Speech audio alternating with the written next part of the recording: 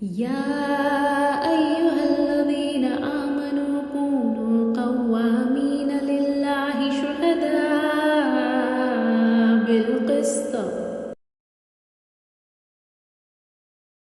Hello everyone, सबको अस्सलाम वालेकुम. Thank you for inviting me. In fact, thank you Sania for persuading me for a really long time. क्योंकि मुझे एक तो वक्त की परेशानी थी और दूसरा मुझे समझ में नहीं आ रहा था कि इससे पहले जो कॉन्वर्सेशंस में है उसमें ये कॉन्वर्सेशंस कैसे फिट होगा. लेकिन हम लोगों ने कई मरतबा इस पे डिस्कशन किया और definitely it was more clear कि ये एक कॉन्वर्सेशन का प्लेटफॉर्म है जहाँ पे कोशिश ये है कि हम हर नए मुद्दों पे बात करें और ऐसी कॉन्वर्सेशन हो जिससे जो कि नॉन एकेडमिक फॉर्मेट में हो, जो मेरे लिए बहुत ही आसान काम है. कि मुझे ऐसा लगता है कि रिसर्च जो होता है वो बेसिकली एक बहुत ही रिफाइंड फॉर्म ऑफ गप होता है, जिसको हम लोग कॉन्वर्सेशंस ऑफ एवरीडे लाइफ भी बहुत सोफिस्टिकेटेड अंदाज में बोलते हैं. तो मेरी कोशिश ये रहेगी कि हम लोग अर्बन स्टडीज या अर्बनाइजेशन या अर्बन सोशियोलॉजी जो भी कहना चाहें उसको एक बहुत ही लेमैन फॉर्मेट में समझे कि हम जिस वक्त में रह रहे हैं वो हम कहाँ से चले थे और कहाँ आ गए हैं और उनकी क्या वजह है और हम उसमें फिर आगे कैसे जुड़ सकते हैं. क्योंकि ये भी हो सकता है कि इसमें बहुत सारे लोग जो जुड़े होंगे वो यंग रिसर्च स्कॉलर्स होंगे, स्टूडेंट होंगे, इवन अंडर ग्रेड के बच्चे होंगे जो आगे ये सोचे कि हम ये पढ़ सकते हैं. तो मेरी पर्सनल जर्नी भी इसमें इम्पोर्टेंट इन द सेंस कि हम खुद एक जोग्राफर रहे हैं और फिर मैंने अर्बन प्लानिंग किया जो कि एक बड़ा ही टेक्निकल सा कोर्स था सेप्ट यूनिवर्सिटी से. और फिर यहाँ काफी सालों से आर्किटेक्चर कॉलेज में हम पढ़ा भी रहे हैं. तो कई लोगों को कंफ्यूजन भी होता है कि आर्किटेक्चर कॉलेज में हम कैसे पढ़ाते हैं जबकि मैंने खुद ज्योग्राफी पढ़ा हुआ है. तो क्योंकि आज के डेट में अर्बन एक बहुत बड़ा दायरा हो गया क्योंकि हम सब उस रियलिटी में रह रहे हैं. मुझे ये नहीं मालूम कि ये कितना पॉसिबल है, लेकिन अगर कुछ लोग भी अपना कैमरा ऑन रखेंगे तो मेरे लिए बिकॉज एज अ टीचर हम लोग रोज इस चीज से स्ट्रगल करते हैं कि हम लोग खुद अपनी शक्ल देख के बोलते और पढ़ते रहते हैं. तो अगर कुछ लोग जिनके लिए कन्वीनियंट है वो भी रखेंगे तो एक सेंस ऑफ ऑडियंस रहता है. एनीवेज, तो अगर किसी भी पॉइंट में किसी को कोई क्वेश्चन हो, कोई बात समझ में ना आए तो प्लीज आप मुझे जरूर रोकिएगा. हम लोग इसको एक कॉन्वर्सेशन के फॉर्म में समझेंगे और मेरी कोशिश ये है कि ये कॉन्वर्सेशन एक हिस्टोरिकल अंडरस्टैंडिंग भी दे और एक ओवरऑल पर्सपेक्टिव भी प्रोवाइड करे. So I think I can share my PPT. Sania, okay. So title, I'm sure everybody is aware. Okay, I think I have to go in. तो सबसे जरूरी सवाल ये है कि हम लोग आज के वक्त में अर्बनाइजेशन या अर्बन स्टडीज या अर्बन रिसर्च पे क्यों तवज्जो दें, हमारे लिए क्यों मायने रखता है और हमारे लिए क्यों जरूरी है. ऑफ कोर्स एक बेसिक जो आज के डेट में रियलिटी है वो है कि हमारे पूरी दुनिया में, ना ही कि सिर्फ इंडिया में लेकिन पूरी दुनिया में more than 50% live in urban centres. जैसे कि खुद हम बिहार से हैं और हम हमेशा कहते हैं कि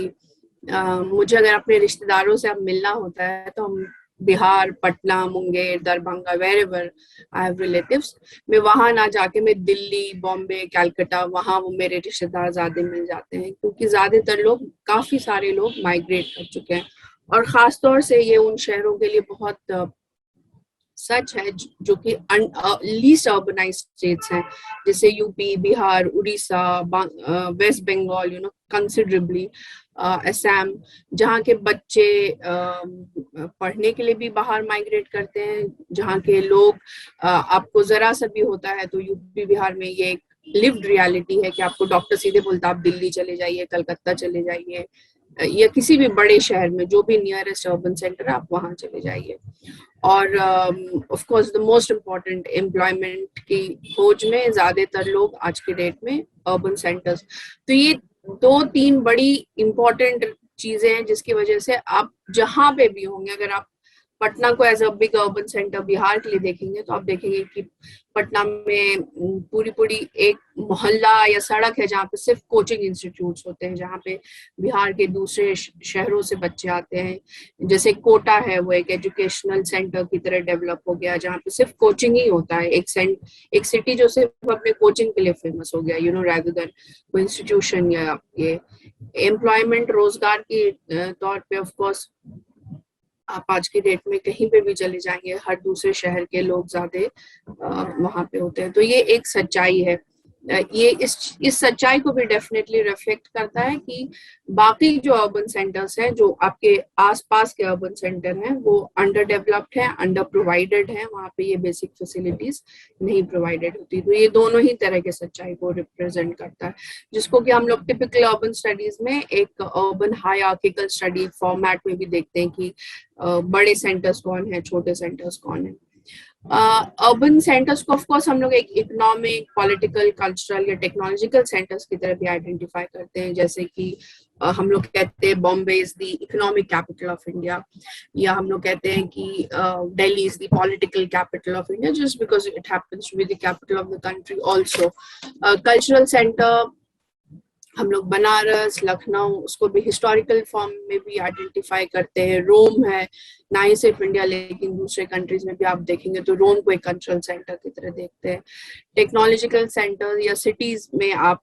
हैदराबाद है, या पुणे है, या पुणे के आसपास जो हिंजवाड़ी का एरिया है, या बैंगलोर है जिसमें व्हाइटफील्ड, जो पूरा बैंगलोर का एक एरिया डेवलप हुआ है। ये सारे आईटी ड्रिवन सेंटर्स रहे हैं, जो कि अब काफी प्रोमिनेंस में आ गया है। एकदम टेक्निकल फॉर्मेट में सेंसस डेफिनेशन ऑफ अर्बनाइजेशन जो इंडिया होता है, वो ये कहता है कि 75% of the population should be in non agricultural activity. Basically वो आपका शिफ्ट दिखाता है कि अब एग्रीकल्चर से शिफ्ट होके नॉन एग्रीकल्चर एक्टिविटी में ज्यादातर लोग एम्प्लॉयड हैं, और इसीलिए वो अब एक अर्बन सेंटर हो सकता है। लेकिन उसका एक इंटरेस्टिंग कैविएट ये है कि वो कहता है कि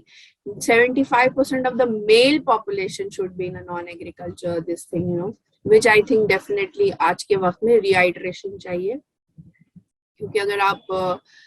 जैसे कि अभी बारिश का मौसम और हर जगह धान लग रहा है, और अगर आप सफर करेंगे तो आप देखेंगे ज्यादातर औरतें ही हैं जो एग्रीकल्चर फार्मिंग कर रही हैं, बनस्पत इसके कि मर्द जो है वो फार्मिंग कर रहे हैं, क्योंकि मर्द माइग्रेट भी कर चुके हैं।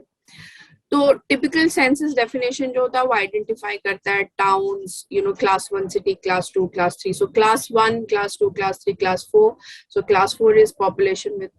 5,000 एंड अबव। तो अभी हम लोग इंडिया में बड़े एक इंटरेस्टिंग फ्लक्स में है, जहाँ पे हम लोग बहुत सारे सेंटर्स को एक सेंसस टाउन की तरह भी पहचानते हैं। मतलब वो जगह है जहाँ आप ये नहीं डिसाइड कर पा रहे हैं कि ये शहर है या ये एक गांव है। और उसके बहुत इंटरेस्टिंग कॉन्वर्सेशंस होते हैं। अगर आप, जैसे हम बॉम्बे में रहते हैं, लेकिन जैसे मैंने बताया मैं पटना से हूँ, मेरे और भी रिश्तेदार बिहार के दूसरे शहरों या छोटे कस्बों में रहते हैं, और हमें बड़ा इंटरेस्टिंग लगता है। हम कहीं जाते हैं और आजकल हम आइडेंटिफाई करते हैं, अरे यहाँ डोमिनोज भी खुल गया है। तो ऐसा लगता है जैसे कि वो डोमिनोज आपका आइडेंटिफायर बन जाता है कि अर्बनाइज्ड है ना। या कैफे कॉफी डे, पटना में आजकल ये कॉन्वर्सेशंस बहुत चलते हैं। लेकिन आप छोटे जगह में भी जाएंगे तो आप मुझे पता है कि अब मुंगेर, दरभंगा, भागलपुर ऐसे जगह में स्विगी भी डिलीवर कर रहा है, या वो लोग अपने लोकल एप्स से भी डिलीवर करवा रहे हैं। तो आप उसको एक आइडेंटिफाई यूज करें कि हम लोग अर्बनाइज्ड हैं या हम लोग प्रोग्रेस्ड हैं। तो ये एक कॉन्वर्सेशन, जरूरी कॉन्वर्सेशन है, और ये समझने की भी जरूरत है कि क्या सिर्फ हमेशा एक पॉपुलेशन कैटेगरी ही इम्पोर्टेंट होता है या फिर इस तरह के भी इंडिकेटर्स हम लोग यूज कर रहे होते हैं? तो सेंसस टाउन ने 2011 के सेंसस में ये डिसाइड किया था कि बहुत सारे ऐसे हैं जो फ्लक्स में हैं अभी, जो न्यूली, जिनको अब न्यू सेंसस टाउन भी सेंसस ने आइडेंटिफाई किया था, जहाँ पे अनफॉर्चुनेटली आपको बहुत सारे इंफ्रास्ट्रक्चर जो हैं वो अभी भी एक पंचायत लेवल के क्वालिटी का अवेलेबल है, लेकिन जो इकोनॉमी है वो अभी अब काफी हद तक एक अर्बन सेंटर के फॉर्मेट में फंक्शन कर रहा है। इसमें काफी सारे कुछ स्ट्रक्चरल इश्यूज भी, स्ट्रक्चरल इन द सेंस की बहुत सारी पंचायत भी ऐसी होती है जो चाहती नहीं है कि उनके हाथ से वो पावर निकल जाए और वो अर्बन में आ जाए, क्योंकि जैसे ही आप अर्बन के कैटेगरी में आ जाते हैं तो आपको बहुत सारे टैक्सेस भी पे करने होते हैं। तो हम लोग बहुत जगह ऐसे भी सेंटर्स देख रहे हैं जहाँ पे वो डिक्लेयर तो हो गया कि वो एक सेंसस टाउन है, लेकिन for all practical purposes institutionally वो अभी भी पंचायत के अंडर में। तो आई एम श्योर आप लोग जहां कहीं भी होंगे आप रिकॉल कर सकते होंगे कि हाँ हम ऐसे सब जगह को, तो उसमें कुछ एरियाज को पेरी अर्बन भी कहते हैं। जैसे कि अगर आप गौर करें तो बॉम्बे जो है हिस्टोरिकली बॉम्बे सिर्फ दादर तक ही है, उसके बाद सबअर्बन हो गया जहाँ पे आप माहिम आ गए, बोरीवली तक आ गए, आपने मीरा रोड को भी सबअर्बन कर लिया, लेकिन बाकी सारे जो एरियाज है जैसे भिवंडी है, थाने है, करजत, पनवेल, वो आज की डेट में सारे बॉम्बे के पेरी अर्बन है, जिसको कि MMRDA जो Mumbai metropolitan region development authority है, जो कि आप सारे दूसरे बड़े शहरों में भी देखेंगे कि उस फॉर्मेट में अब डेवलप हो रहा है, जहाँ पे एक बड़ी अथॉरिटी भी आपको रेगुलेट कर रही है। ओके, सो आई थिंक यहाँ तक कॉन्वर्सेशंस सब हमारे साथ होंगे। तो एक हिस्टोरिकल पर्सपेक्टिव में ये भी जरूरी है समझने का कि हमारे शहर पहले कैसे थे, क्योंकि किस तरह से आज हम लोग जब मतलब अर्बन स्टडीज में बहुत आम तौर पे लोग लिबरलाइजेशन और इस तरह के ग्लोबलाइजेशन और कमोडिफिकेशन आप बहुत ऑफ हैंडेडली यूज करते हैं, लेकिन हम कहाँ से चले थे उसका भी एक सेंस रखना बहुत जरूरी है। तो जाहिर सी बात है हम सब ने भी पढ़ा है, और हर शहर मुझे लगता है, हर कस्बा, हर शहर का एक हिस्टोरिकल एक है, चाहे आपके यहाँ वो एक कोई पुरानी तामीर की एक वाटर टैंक ही क्यों ना हो, या माइल की जिससे आप आइडेंटिफाई करते थे कितना माइल कवर हुआ, कितना कुछ, वो ही एक स्ट्रक्चर क्यों ना हो, लेकिन एक कोई आपका कोनोटेशन रहता है। तो लार्ज 4 टाउन्स में जो बेस्ट एग्जांपल्स है वो ऑफ कोर्स बॉम्बे है, कलकत्ता है, उस वक्त का मद्रास है, मद्रास फोर्ट टाउन है, ये सारे लार्ज फोर्ट टाउन्स थे जो बहुत ही सिस्टमेटिकली अंग्रेजों ने बसाया था। और फिर इवेंचुअली उन्होंने एक डिस्कशन डेवलप किया था between the white and the black town, basically जो कि एक टाउन जो अंग्रेजों का था, जो प्रिडोमिनेंटली उन्हीं के रहने की रिहाइश की जगह थी, और बाकी जो हिंदुस्तानी जो लोकल या और लोग थे। तो आप जहाँ पे भी होंगे, कानपुर देख लीजिए या लखनऊ देख लीजिए या हैदराबाद देखिए, चेन्नई देखिए, हर शहर में आप इस तरह का देखेंगे कि नई शहर और पुरानी शहर, और उस अंग्रेजों के नए पुराने, जिसको अब हम पुराने शहर कहते हैं, लेकिन उससे जरा आप और अगर पीछे चले जाएंगे तो आप देखेंगे कि आपका पुराना शहर था, फिर अंग्रेजों का शहर आया। और जैसे दिल्ली में आप देखिए एक फोर्ट एरिया था जिसको हम लोग शाहजहानाबाद कहते हैं, फिर वहां से एक दूर नजर में हमने देखा कि ल्यूटनीज दिल्ली बसा, ठीक है। तो उसका जो नैरेटिव था वो नैरेटिव डेवलप करता था सैनिटेशन और हाइजीन पे, और इस बात को हम यहाँ पे इसलिए भी आइडेंटिफाई कर रहे हैं क्योंकि हम देखेंगे कि इस तरह की या इस टोन की नैरेटिव हम अभी तक कैरी करते हैं।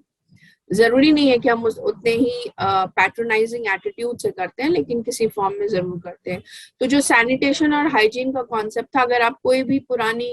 अंग्रेजों के जमाने की किताब पढ़ लें, कोई रिपोर्ट पढ़ लें, कोई अखबार उठा के पढ़ लें,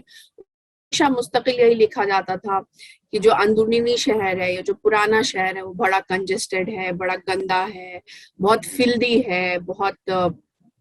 अनहाइजीनिक है और लोगों को रहने की तमीज नहीं है, रोड पे धूल है। जो फ्रांसिस बुकान की डिस्क्रिप्शन है इंडिया में ट्रेवलॉग पे, वो सबसे ज्यादा हिस्टोरियन साइट करते, उसमें आप देखिएगा वो मुस्तकिल यही लिखते हैं कि सड़कों पे बड़ी धूल है, सड़कों पे बहुत गंदगी है, बहुत मक्खी है, बहुत मच्छर है। लेकिन हमने फिर इवेंचुअली उन लोगों ने इस नैरेटिव को यूज किया ये जस्टिफाई करने के लिए कि हम एक जरा दूर हट के एक दूसरा शहर बनाएंगे, क्योंकि हम वहां पे रह नहीं सकते। तो लाहौर का जो है आप देखेंगे एक डिजाइन, विलियम ग्लोवर की एक बहुत अच्छी किताब है लाहौर पे, आप देखेंगे कि वो बिल्कुल इसी नैरेटिव पे डेवलप किया, जबकि जरूरी नहीं था कि वो अंदरूनी शहर उस तरह से हो, लेकिन हम उस तरह से, जिसको कहते हैं जो कॉलोनियल गेज, मतलब हम चूंकि उसी नजर से देखना चाहते थे और हम उस तरह से उसको देख रहे थे। तो इस नैरेटिव से पूरी दिल्ली बनी, जो आज के वक्त में आप सोचते हैं कि यही दिल्ली दिल्ली है, जो न्यू दिल्ली है, वो पूरी न्यू दिल्ली इसी नैरेटिव पे बनी। और उसमें उनके रहायश को ज्यादा प्रायोरिटी दिया गया, उनके इंफ्रास्ट्रक्चर को ज्यादा प्रायोरिटी दिया गया, पानी हो, नल हो, ड्रेनेज हो, कचरा उठाने की सुविधा हो, रोड, हर चीज पे उनको ज्यादा प्रायोरिटाइज किया गया। और उसके कंपैरिजन में जो ओल्ड सिटी था वो डिग्रेड करते गया या उस पर कोई ध्यान नहीं दिया गया। और उसके लिए हमेशा अंग्रेज के रिपोर्ट्स में, अगर आप म्युनिसिपल रिपोर्ट या दूसरे रिपोर्ट, इनफैक्ट अगर आप कुछ पुराने नॉवल भी उठा के पढ़ लेंगे,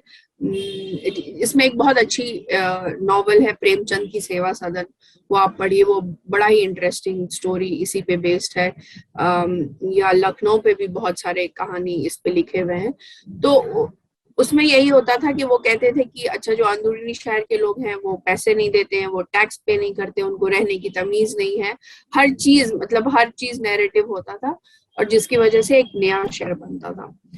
अगर हम इसके पैरेलल ड्रॉ करेंगे, जो कि हम बाद में इवेंचुअली इस प्रेजेंटेशन में देखेंगे, कि इस फॉर्म के कुछ नैरेटिव्स अभी तक एग्जिस्ट करते हैं।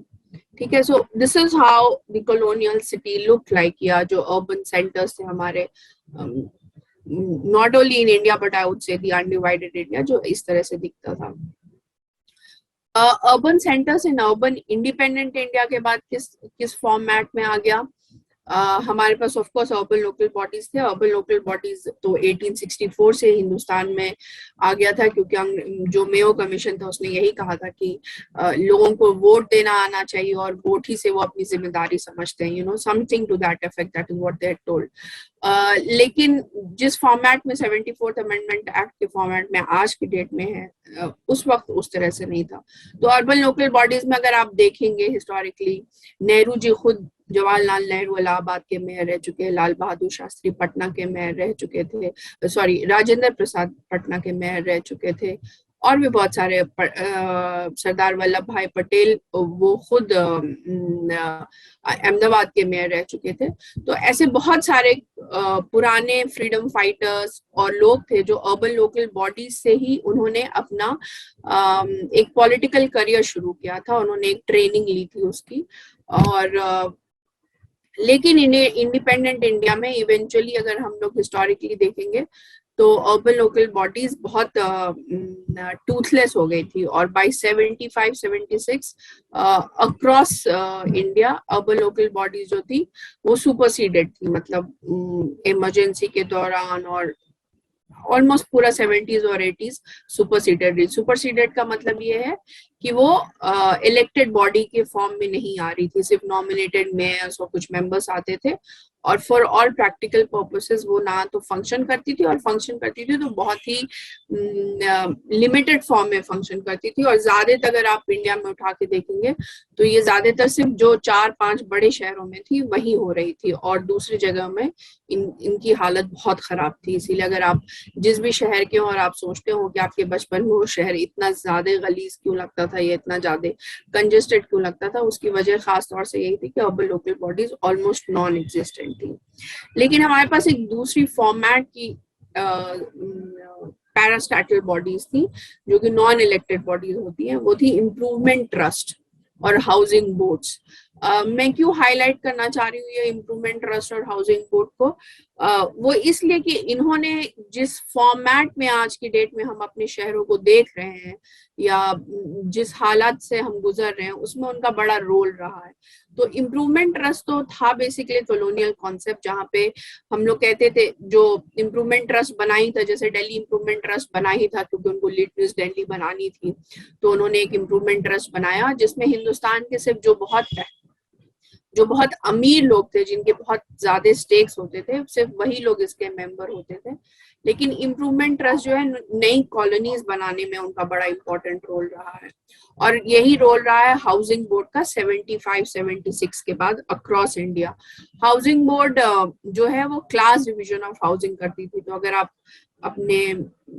बड़े बुजुर्ग से पूछेंगे तो बहुत सारे जो जिन भी शहरों में आप होंगे वहां पे हाउसिंग बोर्ड जो है वो LIG, MIG और HIG हाउसिंग बनाती थी, जिसका मतलब था lower income group, middle income group और हायर इनकम ग्रुप। और वो बहुत सारे हाउसिंग उनकी जिम्मेदारी थी EWS बनाने का भी, जिसका फुल फॉर्म था इकोनॉमिकली वीकर सेक्शन। ज्यादातर शहरों में इम्प्रूवमेंट ट्रस्ट और हाउसिंग बोर्ड जो लैंड अक्वायर करती थी सिटी को एक्सपैंड करने के लिए, उनका रैशनल था कि जो अंदरूनी शहर है या जो पुराना शहर है वो बहुत कंजेस्टेड है, उसको डीकंजेस्ट करने के लिए और जो गरीब लोग हैं उनको नए जगह पे लेके जाने के लिए हमें जमीन की जरूरत है और इसीलिए हम हाउसिंग बनाएंगे। लेकिन आप हिस्टोरिकली अगर मैप करेंगे, आप जहां कहीं पे भी होंगे, तो आप देखेंगे कि जो MIG और HIG इनका मतलब जो मिडिल क्लास थी और जो हायर मिडिल क्लास थी, उन लोगों ने इन सारी जमीनों को हड़पा, उसके हाउसिंग को हड़पा। उन्होंने ज्यादातर एलोकेशंस जो थे उन्होंने अपने लिए किया। EWS हाउसिंग जो कि एक म्युनिसिपल स्वीपर के लिए होता था या और भी जो 4th ग्रेड एम्प्लॉयड के लिए होता था, वो बेयरली ज्यादातर शहरों में चाहे तो बनता ही नहीं था, और अगर बनता था तो वो एलोकेट भी नहीं होता था, और अगर एलोकेट भी होता था तो बहुत ही ऐसे 0.01% के लेवल पे होता था। और दूसरा जो एक इम्पॉर्टेंट फैक्टर उस वक्त था 75-76 में, वो था UCLR, मतलब urban land ceiling act regulation. मतलब कि आपका एक अपर लिमिट था जिसमें आप लैंड ओनरशिप रख सकते थे एक शहर में या उसका इस्तेमाल कर सकते थे। अगेन हमें इन सारी बातों को सुनने समझने की क्या जरूरत है, क्योंकि आज के डेट में स्पेशली जो I would not just say कि नॉर्थ इंडियन सिटीज, लेकिन जो भी लीस्ट अर्बनाइज सिटीज हैं, ये ज्यादातर दूसरे सिटीज को भी अगर हम देखते हैं, हम लोग अर्बन स्टडीज में बहुत आराम से कहते हैं कि 99% of the Indian cities are not planned, मतलब प्लानिंग का कोई कॉन्सेप्ट ही नहीं एग्जिस्ट करता है और बहुत हैपेजर्ड डेवलपमेंट है या बहुत कंजेस्टेड है, या वो लोग जो थोड़ा बाहर से रह के आते हैं उनको हमारे सारे अर्बन सेंटर्स बहुत ही क्योटिक लगते हैं। उसकी वजह की जड़ जो है ये सारे इंस्टीट्यूशंस हैं जिन्होंने इस पर्टिकुलर फॉर्मेट में काम किया या नहीं किया, लेकिन इंस्टीट्यूशंस बना के रखे। इसलिए आप अगर कभी भी अर्बन स्टडीज पे रिसर्च करना चाह रहे हैं, लिखना चाह रहे हैं, पढ़ना चाह रहे हैं, तो आप इन सारे इंस्टीट्यूशंस पे जरूर गौर करें। या आप समझना भी चाह रहे हैं कि हाउसिंग बोर्ड की, आप अगर अपने शहर में भी देखिएगा, किसी भी छोटे शहर में आप देखिएगा, हाउसिंग बोर्ड की जमीन जरूर रही होगी कभी ना कभी, जिसको किसी ने चाहे तो इंक्रोच कर लिया होगा, या ज्यादातर इंक्रोच ही होता है, चाहे वो पॉलिटिकल जो वार्ड काउंसिलर्स हैं या पॉलिटिशियंस हैं या जो भी हैं, और ना ही पॉलिटिशियंस, बहुत सारे शहरों में मिडिल क्लास ने भी बहुत आराम से और बहुत बेशर्मी से इनको इंक्रोच किया है। तो जो क्योस आज के वक्त में हम देख रहे हैं वो उसकी उपज यहाँ से भी है। अब हम आते हैं 90s के हिंदुस्तान में, जब न्यू इकोनॉमिक पॉलिसी और लिबरलाइजेशन और मनमोहन सिंह जी आते हैं और हमारे जो कंट्री का नैरेटिव है वो एक तरह से चेंज होता है। मनमोहन सिंह नहीं, sorry, what was his name, मुझे अभी याद नहीं आ रहा है, जो आंध्र प्रदेश के थे, जो हमारे चीफ मिनिस्टर प्राइम मिनिस्टर भी थे, if anyone can think of, जिनके फाइनेंस मिनिस्टर मनमोहन सिंह थे, नरसिम्हा राव,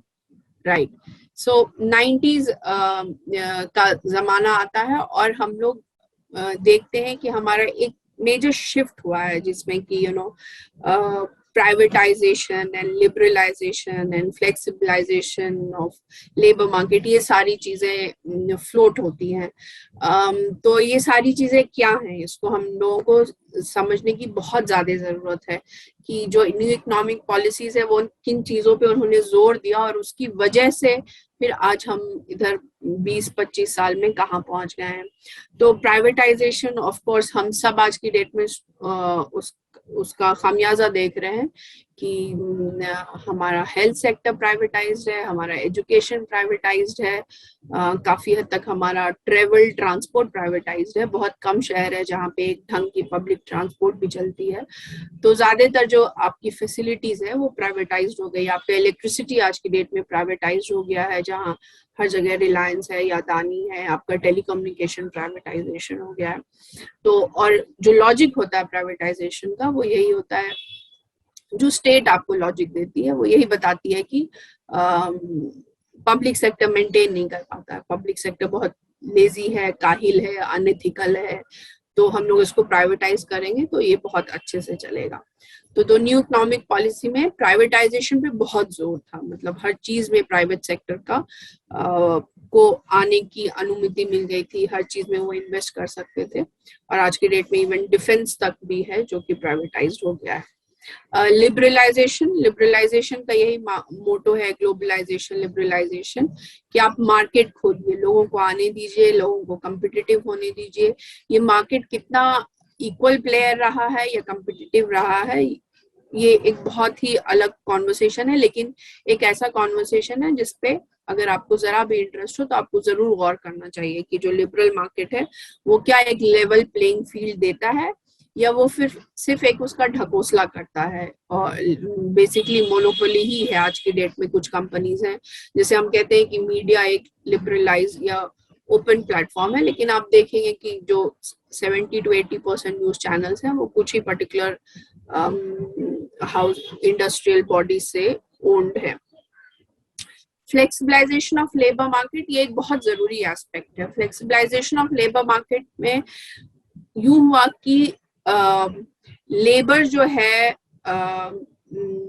ऑफ कोर्स कहीं से कहीं तो जरूर जा सकता था, लेकिन जो इंडिया जैसी कंट्री है या बांग्लादेश या मेक्सिको, ये स्पेशली थर्ड वर्ल्ड कंट्रीज थी, वहां पे फ्लेक्सिबलाइजेशन ऑफ लेबर मार्केट ने आपको परमिशन दिया कि आप जरा इजी जाएं, आपको लेबर लॉस फॉलो करने की जरूरत नहीं है। जैसे मैं एक बहुत बेसिक एग्जांपल हमेशा बताती हूँ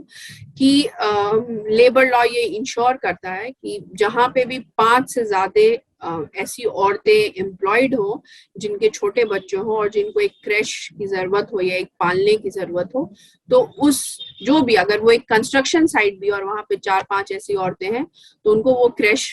प्रोवाइड करना पड़ेगा। तो ज्यादातर ऑर्गेनाइजेशन ये इंश्योर करती हैं कि वो एक बार में 5 ऐसी औरतें नहीं रखते जिनके 0 से 5 इयर्स के बच्चे हों। तो लेबर लॉस जो है हमारे सब कॉन्टिनेंट में बहुत ढीली है, बहुत सबवर्टिंग है, और इसलिए आप जैसे कि आज से 4-5 साल पहले आपने देखा होगा लीवाइस की एक कंपनी का एक स्वेट शॉप जो बांग्लादेश में फैक्ट्री था, वो पूरी तरह से वो पूरी बिल्डिंग गिर गई थी और बहुत सारे लोग मर गए थे। तो हमारे यहाँ मतलब एक कमरे में कितने लोग बैठने चाहिए, उसका वेंटिलेशन कैसा होना चाहिए, धूप पानी रोशनी कैसी होनी चाहिए, वो कितनी देर के लिए काम करना चाहिए, ये सारी चीजों में इंडिया में हम लोग बहुत ज्यादा ढीले हैं, ढीले कहेंगे या हम लोग बहुत ज्यादा मैनिपुलेटिव हैं बेसिकली। तो इसका एक बहुत अच्छा एग्जांपल, अगर आप में से कोई भी मारुति सुजुकी यूनियन का जो प्रोटेस्ट पिछले 5-6 साल से चल रहा है, अगर आप उसको फॉलो करेंगे तो ये उन्हीं चीजों का उपज है। और न्यू इकोनॉमिक पॉलिसी जो मैंने पहले बताया था अर्बन लैंड सीलिंग एक्ट, उस पर बहुत जोर रहा डीरेगुलेशन का कि urban land ceiling act should be repealed, मतलब अब उसको हटा देना चाहिए कि किसको कितनी जमीन रहनी चाहिए, जो कि almost was parallel to what was happening in rural India। जो रूरल इंडिया में लैंड सेटलमेंट का हमारा एक बिल रहा है कि कौन कितना लैंड रहेगा और कुछ कुछ थोड़े वक्त के लिए एक कूदान मूवमेंट का कुछ हुआ था, लेकिन अर्बन में वो भी नहीं हुआ था। तो जो न्यू इकोनॉमिक पॉलिसी है वो इन सारी चीजों पे जोर देती है। और यहाँ पे ये भी बताना बहुत जरूरी है कि जो न्यू इकोनॉमिक पॉलिसी था वो हमारे इंटरनेशनल फंडिंग एजेंसी से बहुत ड्रिवन था, ठीक है। और जो ये न्यू इकोनॉमिक पॉलिसीज था ये बहुत टिपिकली थर्ड वर्ल्ड नेचर का था। मतलब ये फर्स्ट वर्ल्ड कंट्रीज में इस तरह के कोई न्यू इकोनॉमिक पॉलिसीज नहीं ना फंक्शन करते हैं ना इंट्रोड्यूस हुआ था। तो IMF है, ये वर्ल्ड बैंक है, ये ADB है, इस तरह की जो एजेंसीज थी जो इंडिया में ज्यादा स्टेक खोजना चाह रही थी। और अगर आप सोचेंगे कि अगर आप मतलब आपको एक क्विक मैं ये आइडेंटिफाई करने में मदद करूं कि ये डॉट्स कैसे ज्वाइन होता है, तो जितनी भी बड़ी फाइनेंसिंग एजेंसीज है जैसे IMF है या वर्ल्ड बैंक है या ADB है, इन सब को फंडिंग आती है जो इनकी होती है सारी बड़ी इंटरनेशनल कंपनीज होती हैं, जैसे BMW है या शेल ऑयल कंपनी है। ये वो सारे लोग हैं जो इन सारे ऑर्गेनाइजेशंस में काफी हद तक पैसे डालते हैं। तो अगर ये कंपनीज पैसे डाल रही है तो वो इंश्योर करेगी। अगर BMW है तो BMW सरवाइव करने के लिए क्या इंश्योर करेगी कि आपके शहरों में खूब से खूब फ्लाईओवर्स बने ताकि आप उस पर उड़ सके, ना कि आपके लिए एक पब्लिक ट्रांसपोर्ट बने, ना कि आपके लिए फुटपाथ बने जिसपे आप साइकिल चला सके। तो ये सारे फाइनेंशियल ऑर्गेनाइजेशंस जो बेसिकली वेस्टर्न कंट्री बेस्ड थे, वो उन्होंने इंश्योर किया कि आपका मार्केट खुले। और मार्केट खुलने का यही तरीका था कि आप इस तरह के पॉलिसीज को ड्राइव करें, जो कि इंडिया में फिर एक JNURM के फॉर्मेट में आया और उसने काफी सारे ओवरहॉलिंग डिसीजन मेकिंग डिसीजंस लिए गए और जिसकी वजह से हम लोगों ने बहुत ही एक शिफ्टिंग नेचर देखा कि जो पुश था अर्बनाइजेशन के लिए या urban vehicles for urban improvement, जिसका एक अच्छा मार्कर ये भी है कि ये वही वक्त है जिस वक्त दिल्ली में कॉमनवेल्थ इंट्रोड्यूस होने वाला था, शीला दीक्षित आने वाली थी, मेट्रो पे ज्यादा इम्फेसाइज किया गया, JNURM के नए AC बसेस पे ज्यादा इम्फेसाइज किया गया। तो जो न्यू अर्बन पॉलिसी है उसके टिपिकल इंडिकेटर्स क्या थे, वो लैंड यूज वैल्यूराइजेशन एंड डीवैल्यूराइजेशन। इसका मतलब ये था कि जो लैंड है, क्योंकि न्यू जो बेसिक इकोनॉमिक पॉलिसी का जो स्ट्रक्चर या जो बेसिक इकोनॉमिक्स का स्ट्रक्चर होता है वो इस फॉर्मेट में होता है कि उसको कैपिटल की जरूरत है, उसको रिसोर्सेस की जरूरत है, लैंड या लैंड रिलेटेड रिसोर्सेस की जरूरत है, और उसको लेबर की जरूरत है। तो इन तीनों चीजों में जो चीज नहीं मूव कर पाती है वो है लैंड और लैंड रिलेटेड रिसोर्सेज। लेबर कहीं से भी कहीं से जा सकता है, लेबर मेघालय से चेन्नई कन्याकुमारी भी जा सकता है, कैपिटल मेक्सिको से बांग्लादेश जा सकता है, कैपिटल बर्लिन से भिवंडी आ सकता है, कहीं पे भी आ सकता है, लेकिन जो लैंड या लैंड रिलेटेड रिसोर्सेज हैं वो नहीं मूव कर सकती है। तो लैंड और लैंड रिलेटेड रिसोर्सेज का वैल्यूराइजेशन और डीवैल्यूराइजेशन बहुत जल्दी हुआ इस न्यू इकोनॉमिक पॉलिसी। वैल्यूराइजेशन मतलब कि एक किसी भी चीज का इतना ज्यादा वैल्यू बढ़ जाना या वैल्यू घट जाना, जिसका मैं बहुत अच्छा एग्जांपल देती हूँ कि जब हम लोग छोटे थे तो मुझे हमेशा शौक होता था कि मेरे पास एक वॉकमैन हो। आज की डेट में वॉकमैन की कोई वैल्यू नहीं है, जबकि मतलब हमारे लिए बहुत बड़ी चीज थी कि एक वॉकमैन हो। आज के बच्चे शायद वॉकमैन पहचानते भी नहीं होंगे। तो एक ऐसी चीज जिसके लिए आपने जी जान लगाया, आपने हर पैसे बचाए और आपने एक वॉकमैन खरीदा, और आज से 5 साल 10 साल बाद वो किसी भी वैल्यू का नहीं रहा, तो वो एक बेस्ट एग्जाम्पल है। It's the same with land कि लैंड जो है वो कहीं पे भी बहुत जल्दी वैल्यूराइज हो सकता है और डीवैल्यूराइज भी हो सकता है, एक प्रोडक्ट भी डीवैल्यूराइज हो सकता है। इसीलिए अगर आप देखेंगे तो आपके पेरेंट्स हमेशा कहते हैं कि हमारे जमाने का ये टीवी है और ये फ्रिज है आज इतना जल्दी खत्म हो जाता है। वो इसीलिए खत्म हो जाता है क्योंकि वो टेक्नोलॉजी उसको रिडंडेंट कर देती है, वो टेक्नोलॉजी इंश्योर करती है कि वो आपको रिडंडेंट कर दे। तो CD प्लेयर है या वॉकमैन है या आईपॉड है, ये सारी चीजें बहुत जल्दी जल्दी जो है डिवैल्यूराइज भी हो जाती हैं और वैल्यूराइज भी हो जाती हैं। तो आप देखेंगे कि एक सुबह आप उठेंगे और लोग एप्पल का फोन खरीदने के लिए लाइन में खड़े हुए हैं कि एप्पल 5 है, 6 है, 7, 8 है, मुझे नहीं पता अभी वो कहाँ तक पहुंचा है, लेकिन लोग उसके लिए लाइन पे खड़े होंगे और कल को फिर वही एप्पल का फोन आपके लिए बिल्कुल बेकार हो जाता है। और एप्पल खासतौर से एक ऐसी इंडस्ट्री है जो इंश्योर करती है कि रिपेयर का कोई कॉन्सेप्ट नहीं है। तो इसका एक साइड इफेक्ट भी जो है इन सारे कॉन्वर्सेशन का, वो एक एनवायरमेंटल साइड इफेक्ट भी है कि हमारे यहाँ इंक्रीजिंगली रिपेयर का जो कॉन्सेप्ट है वो चला गया। वॉशिंग मशीन हो या फ्रिज हो या टीवी हो, आपको मैकेनिक बोलता है मैडम अब रिपेयर नहीं होता है, आप बस खरीदो फिर फेंक दो, फिर कुछ नहीं होता है। प्रिंटर्स है, आज की डेट में पुराने प्रिंटर्स को जो आपके घर का भंगार वाला भी होता है वो भी लेके नहीं जाना चाहता है। जेंट्रिफिकेशन, ऑफ कोर्स जेंट्रिफिकेशन जो न्यू अर्बन पॉलिसी का था वो एक बहुत बड़ा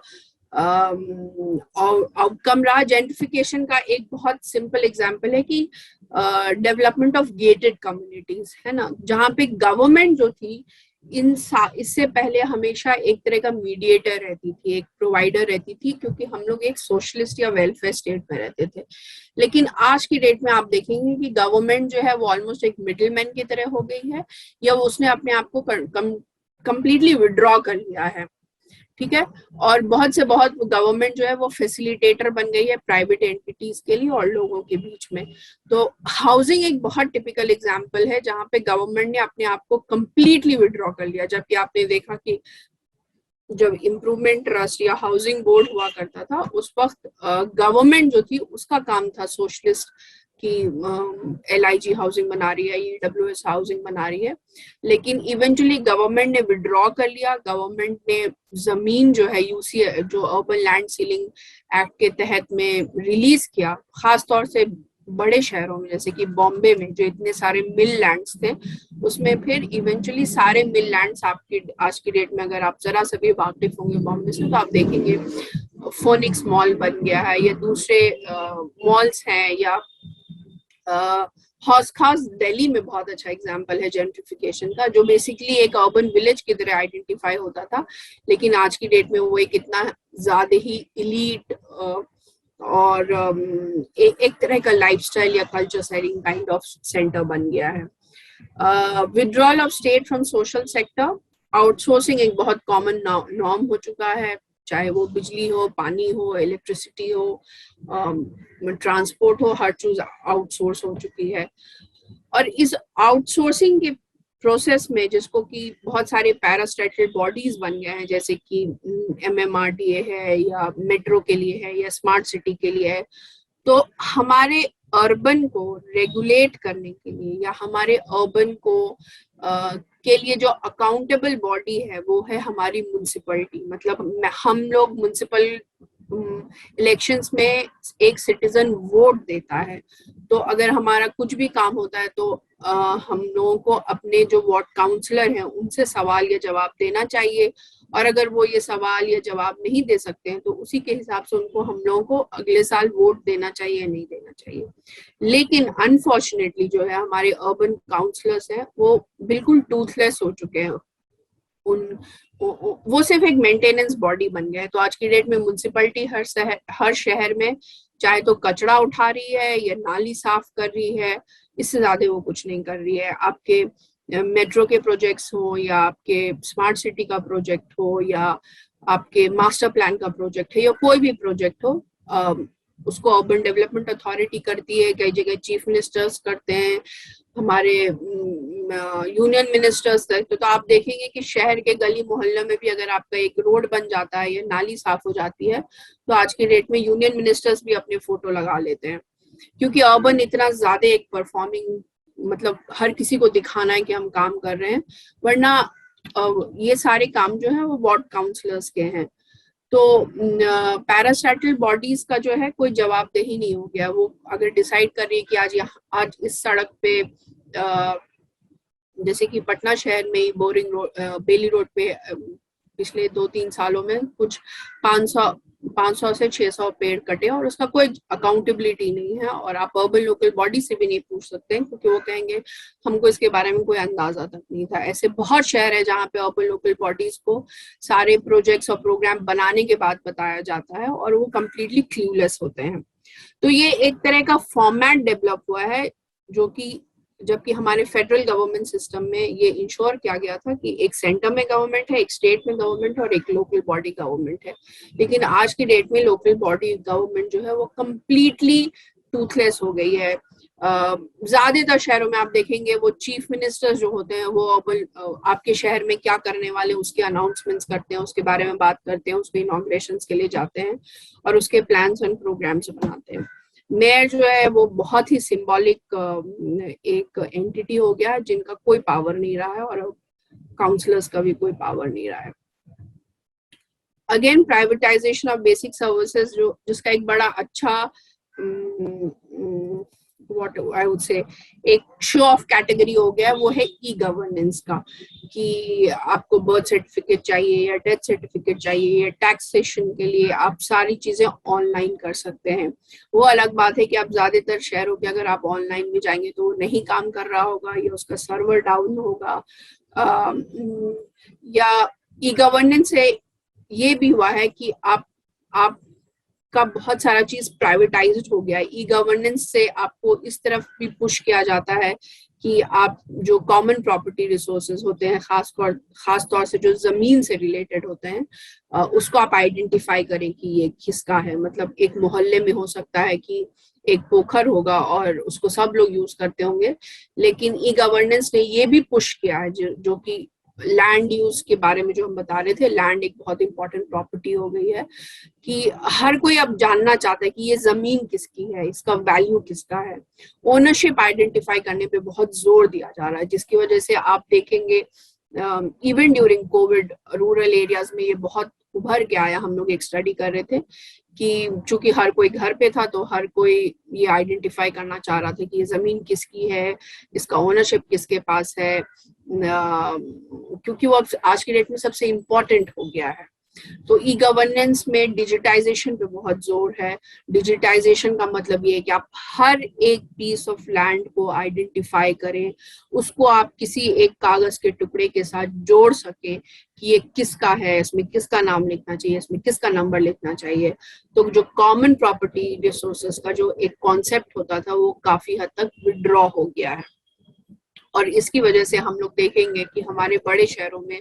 जो बहुत सारे ओपन पब्लिक स्पेसेस होते थे, जैसे मैदान हो या पार्क हो, या जैसे अभी मैं एक स्टडी कर रही हूँ धनबाद शहर पे जिसमें कि बहुत सारे अर्बन वाटर बॉडीज होते थे, वो इंक्रोच्ड हो गए हैं, और उसको हम लोग एक ई गवर्नेंस के सिस्टम में वो आपको एक मौका भी देता है कि आप उस इंक्रोच को भी लीगलाइज कर लें। न्यू अर्बन पॉलिसी में ऑफ कोर्स इस बात पे भी बड़ा जोर है कि हम लोग मेट्रो बनाएं और मोनोरेल बनाएं और स्मार्ट सिटी करें और दीवारें पेंट करें। आप बहुत सारे शहरों में देखेंगे आजकल स्मार्ट सिटी के नाम पे दीवार पेंट करने का बड़ा चलन चला है। मतलब बिहार में तो मैंने खास तौर से बहुत देखा है, लेकिन और भी दूसरे शहरों में मैंने देखा है। ये अलग बात है कि अगर आपको एक पब्लिक टॉयलेट नहीं मिलेगा, आप अगर आपके हाथ में टॉफी का रैपर भी होगा तो शायद एक डस्टबिन नहीं मिलेगा, लेकिन दीवार और स्वच्छ भारत और इन सारी इंट्रैपमेंट्स में हम बहुत बुरी तरह से फंस चुके हैं। और जैसे कि मैंने बताया, इस डॉट को भी जरूरी है कनेक्ट करना कि जो ये मेगा प्रोजेक्ट्स हैं, जिन शहरों में आप सीधी सड़क पे नहीं चल सकते, जिन शहरों में आप एक 5 रुपए में एक पब्लिक ट्रांसपोर्ट नहीं एक्सेस कर सकते, उन शहरों का सोल्यूशन जो है हम मेट्रो बना करके दे रहे हैं, क्योंकि उसमें पैसा है। उसमें ना ही वो सिर्फ मेट्रो बनाएंगे लेकिन वो ये भी इंश्योर करेंगे, बहुत सारे शहरों में ऐसा हो रहा है, बेंगलुरु में, हैदराबाद में, कि ना ही सिर्फ वो मेट्रो चलाएंगे लेकिन वो ये भी इंश्योर करेंगे जो पब्लिक बसेस हैं उस रूट पे वो बंद कर दी जाए। क्योंकि अगर वो बंद नहीं की जाएंगी तो जाहिर सी बात है 40 रुपए में तो कोई नहीं ट्रेवल करेगा ना मेट्रो में। तो मैं इस तरह के जो इन्वेस्टमेंट्स है वो भी इंश्योर कर रहे हैं। और फिर उन सड़कों पे आपकी जो चाय की टपरी है या या जैसे मैं बॉम्बे में बोलती हूँ कि लोकल ट्रेन में आप छोटी छोटी चीजों का शॉपिंग कर सकते हैं लेडीज कंपार्टमेंट में,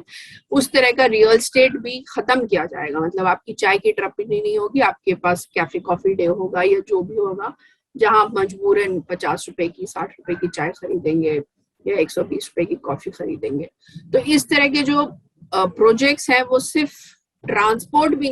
में ही नहीं चेंजेस लाएंगी, वो रियल स्टेट को भी चेंज करेंगी, वो आप इकोनॉमी को भी चेंज करेगी। आप क्या पहनेंगे ओढ़ेंगे, आप किस तरह के इंसान बनेंगे, आप क्या खाएंगे पिएंगे, वो सारी चीजों को डिफाइन करेंगी। अगर आप देखेंगे जिस तरह के एडवर्टीजमेंट्स वो कैरी करेंगी, इस तरह के साइट्स, या जो आपको एक फीलिंग देती है। अगर आप दिल्ली एयरपोर्ट का ही देख लें, ऑटो में दिल्ली एयरपोर्ट कोई नहीं जा सकता है। मुझे आज तक नहीं समझ में आया कि मतलब अगर आप ऑटो में चले जाएंगे, मतलब एक पॉइंट के बाद ऑटो को हो सकता है, लेकिन अगर आप कार में जा रहे हैं तो वो बिल्कुल इंश्योर करता है कि आप उनके एकदम लिफ्ट के पास उतरे हैं या जहां पे भी आप हैं, but you have complete access to it. तो बहुत सारे फ्लाईओवर्स में आप देखेंगे जहां पे लिखा रहता है मोटरसाइकिल, साइकिल और 3 व्हीलर्स या cart pullers are not allowed. तो आपको एक सिस्टम भी डेवलप किया जा रहा है जहाँ पे आप बहुत सारे, हम लोग खुद होते हैं जो हम लोग सोचते हैं यार कार के बिना बड़ा मुश्किल हो गया, एक कार रहना बहुत जरूरी है, क्योंकि बहुत सारे जगह ऐसे हैं जहाँ पे I think in Delhi also कुछ मॉल्स भी ऐसे हैं जिसके आप अंदर तक ऑटो लेके नहीं जा सकते हैं। तो what happens when capital moves, okay, I hope everyone is with me and I'm just not endlessly talking. Sanya, is everything okay? World is under control. आपका सेशन बहुत अच्छा है, मतलब बहुत अच्छा लग रहा है सुन के, कुछ बीच में बोलने का दिल नहीं चाह रहा। जी मुझे भी और बहुत सारे सवाल भी आ रहे हैं। ये घर के पास कचरा पड़ा रहता है, वो कैसे कंप्लेन करे, किसको करे, समझ नहीं आता है। Okay, so I think this is my end. Yeah, so I'm all, जो कि मेरा एक मतलब जो मेरे टाइटल में भी था या जो मेरा जोर था कि हम आज किस तरह के इंसान हैं या हम क्या खाते हैं पीते हैं, अपने आप को कैसे प्रोजेक्ट करना चाहते हैं, कई बार हम इन चीजों से भी इनडायरेक्टली इन्फ्लुएंस होते हैं। तो what happens when capital moves, इसका बड़ा अच्छा एक एग्जांपल है, और एग्जांपल है वो करण जौहर की मूवी जो कुछ कुछ होता मूवी थी। वो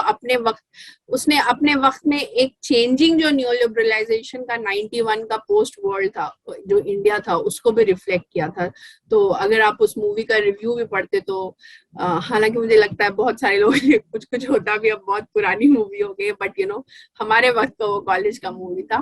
और उसको बहुत सारे लोगों ने डिफाइन किया था कि आर्ची कॉमिक का रिफ्लेक्शन है। और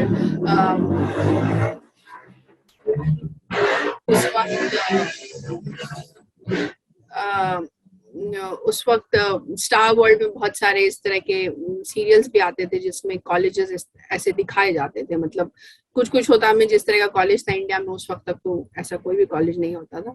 तो उसने एक तरह के लाइफस्टाइल को पुश भी किया था, एक तरह के फैशन सेंस को पुश किया था। एंड जो कैपिटल है उसका एक डेविड हावे एक बहुत बड़े अर्बन थ्योरिस्ट हैं, जोग्राफर हैं, जो बताते हैं कि कैपिटल किस तरह से मूव करता है और उसके साथ हम खुद कैसे चेंज हो रहे हैं।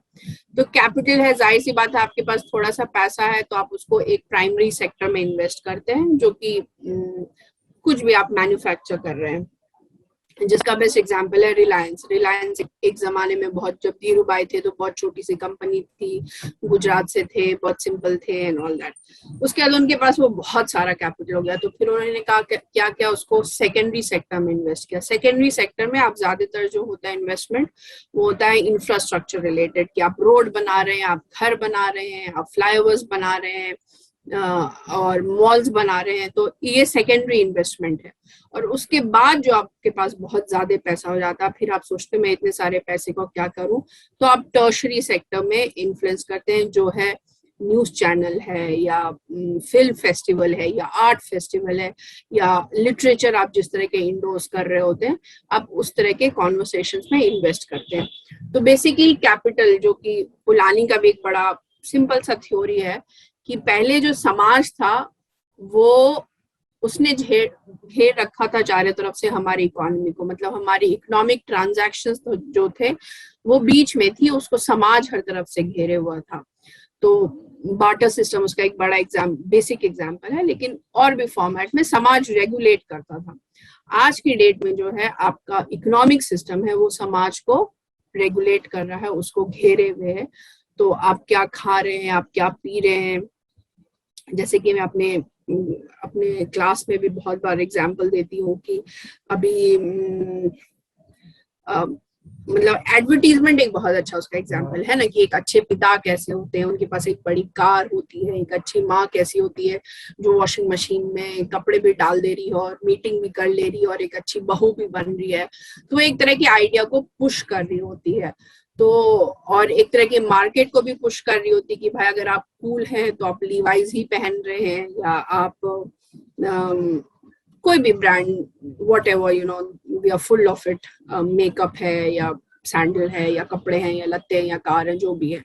तो ये सब ग्लोबलाइजेशन का काफी सारा इफेक्ट रहा है। ग्लोबलाइजेशन का मतलब चूंकि हम लोग इतनी सारी बातें कर रहे हैं, ग्लोबलाइजेशन का बहुत असर औरतों पे भी पड़ा है, क्योंकि ग्लोबलाइजेशन और लेबर में खास तौर से वो औरतें जो कमजोर हैं, वो लोग जो कमजोर हैं लेबर मार्केट में उनको बहुत चीप रेट पे ले लिया जाता है, क्योंकि वो प्रोटेस्ट नहीं कर पाते, क्योंकि वो समझो वो औरत कहीं डोमेस्टिक वायलेंस से भाग के आई होगी तो बेचारी के पास शायद आईडी ना हो या वो अपनी आईडी छुपा रही हो, तो उसको लोग एक्सप्लॉयटेटिव सेटअप्स में लेते हैं। तो आप देखेंगे कि नॉर्थ ईस्ट के कितने सारे लोग होते हैं जो हमारे ब्यूटी पार्लर्स में, मसाज पार्लर्स में पाए जाते हैं और वो बहुत एक्सप्लॉयटेटिव सेटअप में काम करते हैं। उसी तरह से आप देखिए आज के डेट में जो मिडिल ईस्ट के, सीरिया के लोग, टर्की, लेबनान, ऐसे लोग हैं जो कि जर्मनी और ऐसे कंट्रीज में इलीगल इमिग्रेंट्स की तरह काम करते हैं, उनके भी बहुत इश्यूज हैं, वो भी बहुत एक्सप्लॉयटेटिव सेटअप में रहते हैं। It's same with you know minority communities के लोग हमारे शहरों में, अगर आप आज की डेट में देखिएगा, वो बहुत जगह काम करते हैं और कई जगह अपनी आइडेंटिटी हटा के भी काम करते हैं। वो राजू होंगे या छोटू राजू, ऐसे ही नाम अपने बताएंगे, और वो एक्सप्लॉयटेटिव लेबर सेटअप में काम कर रहे हैं। सो यू नो तो जब कैपिटल मूव हो रहा है तो ये अपनी साथ ये सारी चीजें कर रहा है, जो आपके कंटिन्यूस मॉल्स और रोड्स और फ्लाईओवर्स बन रहे हैं। जैसे मैं हमेशा कहती हूँ कि फ्लाईओवर ने बेसिकली जो आपके जमीन का कचरा था या जो जमीन का कंजेशन था रोड का, उसको एक स्टिल्ट पे खड़ा करके ऊपर कर दिया है, क्योंकि फ्लाईओवर ऑल्सो इंश्योर्स कि आप ज्यादा से ज्यादा कार खरीदें। आप किसी को नहीं बता सकते कि वो वहां पे वो परचून की दुकान थी या पोस्ट ऑफिस था या वो उनके घर है, वहां से मुड़ जाइएगा। अब फ्लाईओवर ही है, आपको पता ही नहीं कि आप कहाँ से कहाँ फ्लाई कर रहे हैं या फ्लाई कर भी रहे हैं या बस अटके पड़े हुए हैं। Displacement and disposition, like I said, best example है कि आप हमेशा गौर करें कि आपके शहर में जो सड़कों पे या रेड लाइट पे जो भीख मांग रहे हैं जो लोग, या जो बंजारे लोग हैं या जो लेबर हैं, वो कौन है, वो कहाँ से आ रहे हैं। ये वो बहुत सारे लोग हैं जो झारखंड हो या बस्तर हो या उड़ीसा हो या असम हो, ऐसे जगह के लोग हैं जिनके जमीनों को स्टेट जो है in the larger interest of the nation के नाम पे ले लेती है कि हम आपके लिए डैम बनाएंगे और ब्रिज बनाएंगे और ये बनाएंगे, और इसीलिए आप अपनी जमीन छोड़ दीजिए क्योंकि आप larger interest of the nation. हालांकि larger interest of the nation का जो कॉन्वर्सेशन था वो नेहरू जी ने ही दिया था जब उन्होंने सबसे पहले उत्तरांचल में उन्होंने कहीं पे लैंड एक्वायर किया था। तो डिस्प्लेसमेंट एंड डिस्पोजिशन, जब आप डिस्प्लेस होते हैं मतलब आप कहीं से खिसकाए जाते हैं, तो आप अपने साथ बहुत सारी चीजें लूज भी कर देते हैं। जैसे कि अगर आपको अपने ही घर में इस कमरे से उस कमरे में खिसका दिया जाता है तो आप उठते रहते हैं और आप सोचते हैं वहां पे रोशनी ज्यादा थी और हम वहां पे एक्सरसाइज भी कर पाते थे और आवाज भी नहीं आती थी। तो आप सोचिए कि यहाँ लोग अपने घरों से डिस्प्लेस हो रहे हैं और वो डिस्पोजेस हो रहे हैं, जो उनका आर्ट क्राफ्ट था, जो उनके स्किल्स थे, जो उनका कल्चरल था, जो वो खाते पीते थे। जैसे कि नया अप्रैल महीने में हर जगह हार्वेस्ट के सीजन में नया साल बनाया जाता है, लेकिन अब नए साल में जो चीजें खाई जाती थी वो चीजें अब उपज नहीं रही हैं या आपको मिल नहीं रही हैं। तो ये सब बहुत आयरॉनिकल सिचुएशंस में हम लोग हैं। या जैसे मुझे बहुत इंटरेस्टिंग एग्जांपल लगता है कि बहुत सारे हमारे जो शादी के रस्म है वो अब हम होटलों में कर रहे होते हैं, जबकि वो शादी के रस्म जो है वो बड़े ही इकोलॉजिकल बेस्ड या रूरल बेस्ड या कल्चरल बेस्ड थे, जिसका उस वक्त एक सिग्निफिकेंस होता था। लेकिन अब हम सिर्फ उसको एक रिचुअल की तरह कर रहे हैं और उसका कोई इकोलॉजिकल कोनोटेशन या रेफरेंस नहीं बचता है। तो इन सब का इलाज या उपाय या सोल्यूशन हमारा स्टेट कैसे सोचता है? हमारा से वही कॉलोनियल माइंडसेट का कि अब यहाँ से जरा हम दूर हटा के बनाएंगे, तो हम एक स्मार्ट सिटी बनाएंगे या हम ग्रेटर नोएडा बनाएंगे, या हम जिसको कि एकेडमिक लिटरेचर में एक बाईपास अप्रोच भी बोला जाता है कि यहाँ बहुत कचरा है तो चलो हम यहाँ से हट के वहां चलते हैं, वहां कुछ और बनाएंगे। जैसे अंग्रेजों ने कहा था शाहजहानाबाद बहुत कंजेस्टेड है, बहुत कंजेस्टेड है, बहुत congested, very dirty, very filthy, let's make Lutyens Delhi, and they went a little far ahead and they made Lutyens Delhi. और लेकिन ये स्मार्ट सिटी या ग्रीनफील्ड सिटी जैसा अंग्रेजों की शहर का एक्सेस सबके लिए नहीं था, उसी तरह से इसका एक्सेस भी सबके लिए नहीं है। हर कोई इतने करोड़ में घर नहीं खरीद सकता है। और अगर आप समझिए कि किसी गेटेड कम्युनिटी में घर ले भी लेते हैं तो आप कितने मॉनिटर्ड होते हैं। आज के डेट में अगर आप किसी रुस्तम जी या लोधा या ऐसे किसी भी बिल्डर के अपार्टमेंट में जाते हैं तो आपको फोन पे OTP आता है just to enter the gate. So you are also becoming a part of this surveillance economy, जहाँ पे आपको मतलब अगर आप अपने रिश्तेदार से मिलने जा रहे हो तो पहले आप फोन पे OTP डालिए, मतलब आप इंश्योर कीजिए कि आपके पास एक एंड्रॉइड फोन हो। तो अगर आपके पास एक एंड्रॉइड फोन नहीं है तो आपकी औकात नहीं है कि आप अपने किसी रिश्तेदार से जाके मिल सके। तो ये चारों तरफ से आपको मार्केट ने घेर रखा और इंटैंगल कर रखा है। मैंने यहाँ पे ऑक्यूपेंसी अर्बनिज्म ऑलमोस्ट एक लास्ट में ऐसा लिखा because it's all I didn't want to also end in format. या मिडल ईस्ट में इसको इंसर्जेंट अर्बनिज्म भी काफी लिटरेचर उस पर अवेलेबल है, जहाँ पे इन सब के बावजूद बहुत सारे ऐसे एग्जाम्पल्स हैं जहाँ पे जो वीकर कम्युनिटीज है वो नेगोशिएट कर रही है स्टेट से या वो असर्ट करती है अपने आप को स्टेट से। लेकिन ये बहुत इजी प्रोसेस नहीं रहा है। अभी हमने दिल्ली में ही देखा कि कोविड के दौरान a large settlement was evicted at the peak of COVID, and there were people who were living for a really long time. तो अगर हम अपने शहरों में देखें तो हम लोग बहुत आराम से कह देते हैं कि जो